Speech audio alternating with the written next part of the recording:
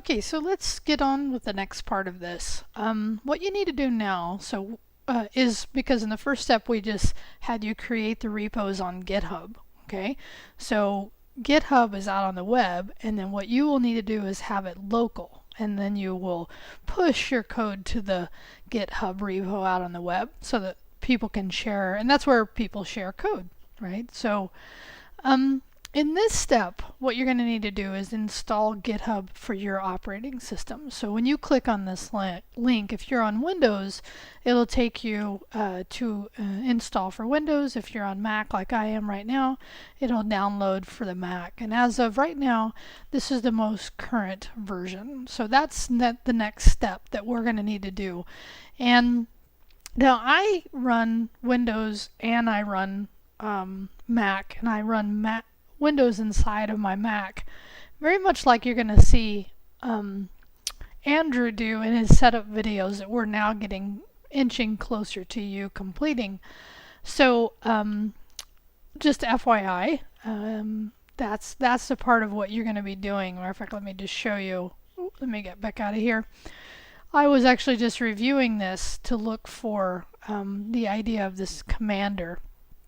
Here's the reason I'm bringing this up, is that he will have you install commander, but you can also, and this is just FYI, use git bash, and then I'm talking to the Windows students right now. You can use git bash if you want. That is also a way to get command line for your system. Okay, now the reason I'm kind of flagging this is that I just spent probably about an hour and a half on my Windows and setup, and here's my Windows setup right here. It's off the screen just a little bit, so let me bring that back. So this is my Windows setup, running virtually Windows 10 on my Mac, and I ended up spending a little bit working out how to run this commander the way I wanted to run it. But you can, here's just FYI, here's git bash that you will, as part of the installation for Git on your system, if you're a Windows user, this git bash allows you to run command line. Okay, and that's really fine. You could do it this way, and everything that he does, you can run this way. But commander is something I had never used before, so I wanted to go through and do that.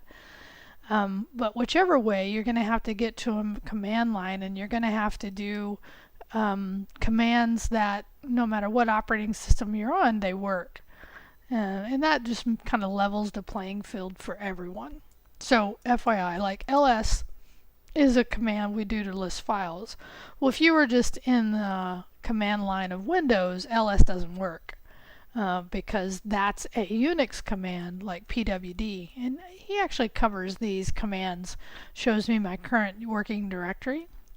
And again, I'm on git bash here. If I was on, and you can install git bash into your Windows command line. I've just noticed people who mostly run Windows say that's not a great thing to do, so I trust them on that. And like I said, you can use git bash. You can use this commander. I ran into a few issues running commander. So, you know, I just want to say, if you're somebody who already has git bash running, you're welcome to do that. So let me go back to here now. Now that I've kind of preferenced this setup, okay? So the first thing you need to do is install that. And now what we're going to do is we're going to clone these repos that you've created. And you're going to clone them into your local system. And I'm going to recommend, as I say here, that you create a directory that you then clone these two into. And I'll show you what I mean by that. But again, I can't, because it's your local system, I can't force you to do that. But I'm just going to tell you from an organizational standpoint, I think it makes sense. Now, where you put this directory is really up to you. Okay? So on my Mac, I generally use the integrated in terminal in VS Code, but for this one I'm actually just going to run my terminal, and you don't see it, but I'm just going to run it here so that you can see that this is the case. Okay, so this is what you need to have up, right? And so I'm going to run pwd to see what directory. So I'm in my user directory. And then I'm going to change to my desktop. And by the way, what I did there is as I hit desk, I knew that the rest of it was unique. So I hit tab and it found the only thing that matched what I'd already done. Like if I just type D, it won't do hitting tab, it won't do it. But desktop, desk, at least it did. So that's kind of a nice productivity thing to do. And now in here, I have a couple of directories that I use. And then I'm going to use one off of, I'm going to actually create a directory here. And so there's a couple of ways, and in Windows and Mac, you can do it through the file management system. But I think it's good, mkdir, make directory. I'm going to call it CIT93 FA18. Okay, so again, once you get to the command line, whether you're using git bash, whether you're using terminal, or whether you're using commander, so if you wanted to kind of look forward and see how he's going to do it, you can see that. So if I do ls now, I'm going to see that I have a new directory on my... Now, by the way, since I'm on my Mac, I'm going to just show you this. All that did is on my desktop is it created a new directory for me. Okay. What did I call it? I call it F. Oh, right there it is. Right? So there it is. That's the new directory that I have. And so now I'm actually ready to do the git clone command. But before I do that, and that's going to actually clone the repo. Remember, at this point we have two. What I'm going to recommend you do, and I'll just leave that going so we can look at it in a minute. I'm going to do GitHub. I'm going to go ahead and go into my GitHub. Oh, actually, very nice. I actually have to do it on my student account, right? So I should do that. I'm going to flip over now that I'm going to first clone my private one because that's the one we're going to start using. And over here it says clone or download. See this green button? And we're going to do it through HTTPS. Now, if you go on and take other classes with me, specifically Node.js, we learn how to create SSH keys, and that's actually the option here. Now, we're not going to use it, but I just want to show it to you. But for most people who begin using GitHub, I generally recommend using the clone with HTTPS. But if for some reason you have more knowledge and you want to do it the other way, I don't care. Okay, but all we're going to do here is we're going to copy this. So we're going to clone the private repo, and then we'll come back and do this again for the public one. So I've copied that, and I'm not going to open it in anything else. Okay. Matter of fact, it's just all this is the path. Okay. So now I'm going to go back to my whatever command line I'm using, and for me, again on my Mac, I'm going to go ahead and before I do this, I'm going to do a clear, just so I have a clear system here to look at. Let me do a plus so I have it. And so now I'm in my desktop, right? And what I want to do is I actually want to, and I should have done this before, in 93, I'm going to hit tab here. I'm going to change into that root directory I had you create. And in ls here, there's nothing, right? So ls, there's nothing in here. So because we haven't created anything yet, but we're about to clone that directory. So git clone, and then I'm going to copy. And that copies that location out on GitHub, and it's going to take that and place that on my local system. Okay, so git clone, and I think what it will also do here, let's see, for me it may not. Let's see if it did. Oh yeah, I'm looking at the command here. Git clone, git help.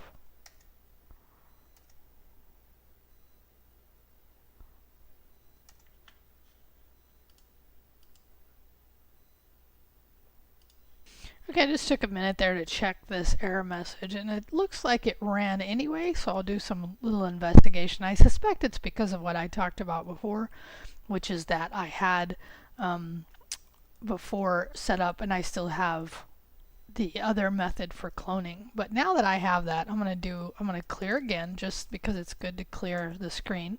And now you can see I have a new directory in my base directory of CIT93FA18, which is my Rio private. Okay, so this is then, when it clones, it takes that directory and whatever's in there. Now I could go ahead and just do, and I'm going to hit tab here, right? And what I should see is the only file that's in there, but you might go, oh, wait a minute, we created a get ignore file. That's true, but typically that file is hidden.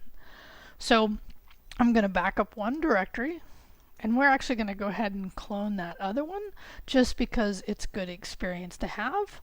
So I'm going to do but before I do that, I got to go get my directory for that, or my path for that. So I will go back over to Firefox, right? And I will go into my other directory. I go into my public, grab that, copy that. Okay, go back into my command line, and now I'm going to do get clone. And again, clone just takes what's ever out there based on this directory path and clones it. But the key really is important. Before you hit enter here, make sure you've backed into this directory. Okay, went back from your private directory, because if you do that from your private directory, it places it in there, and you don't want to do that because these are two different repos. Okay, so double check, make sure, be careful that before you do this next command that you're in the root of that CIT93. Otherwise, it will not clone into the right directory and it'll create a mess. So you don't want that. All right, so cool. Looks like that one did. So if I did this right on if you've done this right on yours, you should now have two directories, and I could change into the Rio. Now what's interesting is it's actually, when I hit tab here, it's finding the closest it could be, and then if I hit public, right, so it does almost a little query. Okay, so in here, ls, I can see I also have a readme file. Okay, so I'm going to back up here. Now what I want to do, and let's just go back and look at our instruction, because this is a little longer. I don't like to make these real long, just to help you get through it. So we're going to do one other step and then we'll be done. And you can either do this inside your editor, is once you've completed these steps of cloning, which we just did, right? And again, on yours, you probably are going to have to log on to GitHub, but we're going to open the local repo in your editor. And you can either inside create this folder. Now, there's two ways you can do this, and we're going to create this JS bootcamp. Now, I'm doing this because the next part of what you're going to be doing, he's going to have you create this, so you don't have to redo this step where he, at the very end of section 2, has you create this JS bootcamp. It's already going to be done for you. Okay, so that's the part we're doing here. And I'm just going to show you two ways you could do this. So I'm going to go back to my terminal, right?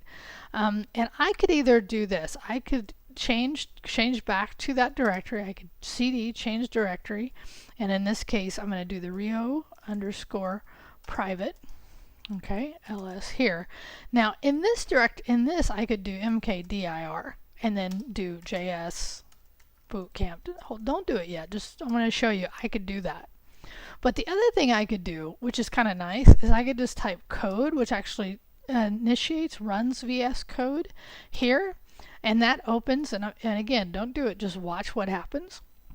And so that opens VS Code with that directory. Now, that may or may, and again, these are not, you have to run it this way. I'm just showing you can run it this way. But I also want to show you this. Under VS Code, I'm going to go up to File, and I'm going to hit Close Folder. Because I want to show you can also do this directly from VS Code. Is you do in your open folder. Now there should be, on yours you may see some other stuff, so don't worry about that. So I'll open the folder, and now I would navigate to this directory. I would navigate to my private, right? And I would just actually open that. And that would be the other way you could open it, right? But I like doing the command line. I love using that, and it just works better for me, okay? But you can, I just want to show you the different ways you could do that. But now that we're here, now inside of VS Code, I could also do that new folder. Notice, and I'm hovering over and it's showing me, and I'm just going to expand this, and what I am looking at here is here's the folder, the Explorer they call it, inside of VS Code if you want to find something. And actually we're going to end up using this source control functionality if you want, but I'll hold that discussion off for a few minutes, or at least a little bit. So now that I'm in here, I could create a folder called JS Boot Camp. Okay, so now I have a folder in here, and in here is where you'll create your files. And I think he has you do one called basic. Oh, actually, my bad. In this folder now, we are going to create another folder. Okay, but I'm going to actually show you now. Should I? I could actually, because again, there's 3 ways to create these folders. You could do it from your file management system and your operating system. For Windows, it's the Explorer, I think, a file manager. For Mac, it's the Finder. Like I could do it from here now that I'm in my private, and you will see that directory show up. Right now, I could make another folder in here, and he'll actually walk you through that. But you could either do it from there. So there's 3 different ways. I just typically like doing it inside of VS Code because I'm all in and I don't have to go anywhere else. Right? So what he will do, and this is optional, I think he creates one more called basics. But the key is, like, if you were to be in here, clicked into here, then that would create that basics underneath the root, and where you're going to want it is here. And so I don't think he covers too much. I remember him covering too much of this, but I wanted to at least give you a little bit of heads up about that. Okay, so we have now completed the steps 3 and 4 for just cloning that repo locally. Make sure you, again, my heads up, make sure once you create that base directory, right, that you are clear that you're in that base directory before you issue the clone commands.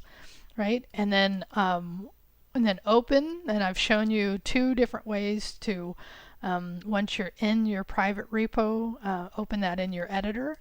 And again, on Windows, this might be a little different. On Windows, I'm not sure you can do the code that way, like the code I did code space dot for just opening that current directory. So I've given you alternatives for that.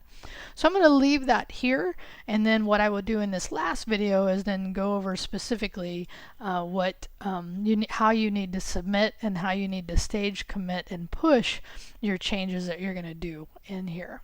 Okay, so we'll do that next. So hopefully that gives you at least this step.